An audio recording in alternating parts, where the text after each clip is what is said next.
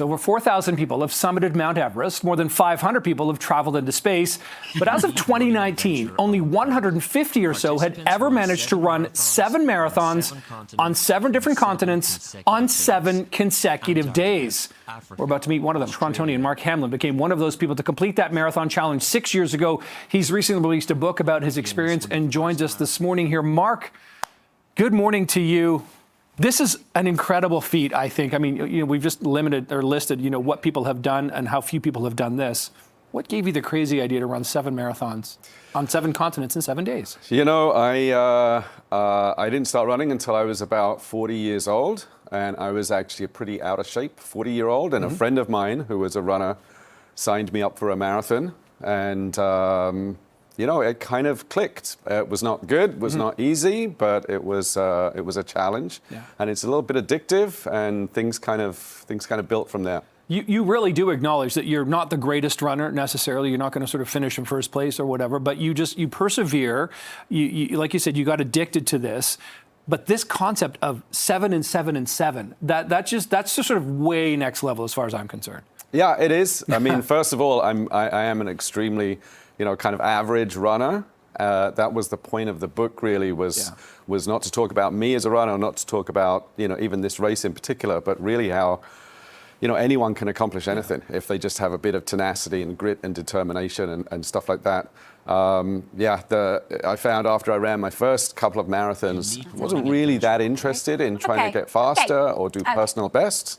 But I was really intrigued with how much I could push myself and, what kinds of things I could do. Where do you think you found that gear, or what do you think it was about your upbringing or about your mentality and mindset that gave you this ability to do something that so few people have done? I think what it is it's so few people have done it, but everyone can do it. Whether it's something like running, whether it's something else physical, whether it's some other challenge completely, whether it's educational, whatever it is, it's really, the discovery was that it's really not about any innate talent. It's really about mindset. So I kind of talk in the book about what I think are the 3 steps to getting anything done, which is decide you're going to do it. Yeah. Okay. You don't know how you're going to do it yet. So the second step is to have a plan.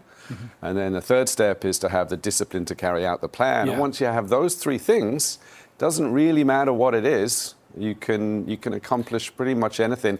You probably start off believing that is something other people can do. But my message is really, you can do it, whatever it is. Yeah, that elevates you, in my mind, Mark, to something really more special, because a lot of people can come up with ideas, concepts. I'm going to do this. I'm going to, whether it's, like you said, educationally or athletically or otherwise. But you really stuck to it. There are challenges. There were difficulties. Can you talk a little bit about that?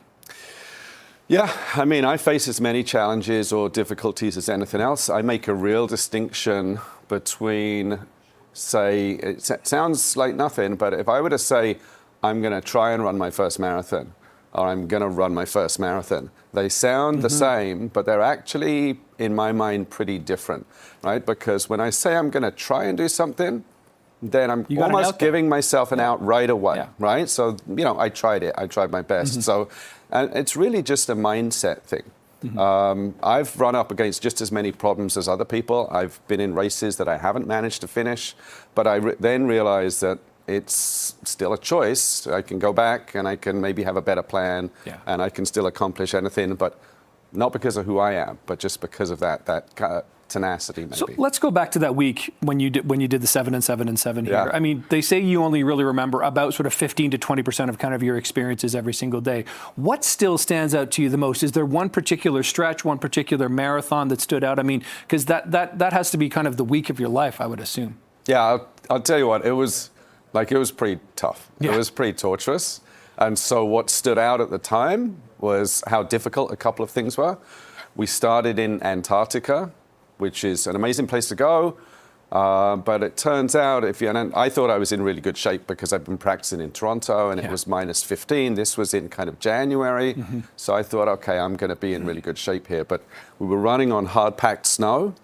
And then that broke up, and then that was a little bit like running on sand. And then it turned out I hadn't really practiced that at all. So there are always new challenges. Yeah. About halfway through was maybe the low point, not just for me, but for everyone, because you were just more and more beaten up. We were sleep deprived and nutrient deprived and stuff like but that. You picked each other up. There are good relationships built here too. Amazing relationships, and once you're buried in these things with other people, it's amazing how quickly you can really become bonded for life. And when I wrote the book, it wasn't really about me. It was about 7 of the other people that I ran with who are really inspirational. And it's a great way to bond. Mark, I think it's an amazing story. Where can people find the book? People can find the book on Amazon, either Kindle or in paperback version. Yeah. And Hey, congratulations, Mark. Pleasure meeting you. That was absolutely amazing. Would you do it again?